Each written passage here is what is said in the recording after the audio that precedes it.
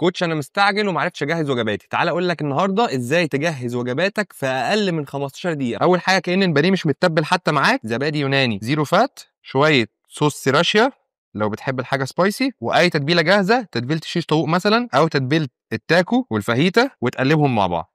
بعد ما تبلناهم هناخد الكميه دي في الاير فراير، مفروش فيها فويل عشان ما توقعش تحت، واللي ما عندوش اير فراير يحطها في صينيه ويدخلها الفرن جاهزه في الاير فراير على درجه حراره 200، وهظبطها على 15 دقيقه. بعد 7 دقائق هقلبها على الوش التاني. سبت الفراخ بتاعتنا تستوي، وهجيب اي طبق بيدخل الميكروويف واوزن كميه الرز اللي مكتوبه لي في البلان. هغطي الرز بميه، والناس اللي مش عندها ميكروويف ممكن تعمل الكلام ده في حله، وهحط عليه توابل ميلرز، طعم الكاري او طعم البيف اي حاجه، واقلبه وادخله في الميكروويف. هظبط التايمر برده على 15 دقيقه. هسحب الطاسه بتاعتي اللي هعمل فيها الفطار اللي انا هاخده معايا في العربيه، اجيب كميه البيض اللي مكتوبه لي في البلان، شويه ملح، شويه فلفل اسود. اول ما الزيت يسخن انزل بيه، وهجيب عيش التورتيه بالشيا، الواحده من ده بنفس الحجم ده ب2 براون توست، شريحتين تركي، وبرده ابقى اوازنهم واحط فيها التورتيه.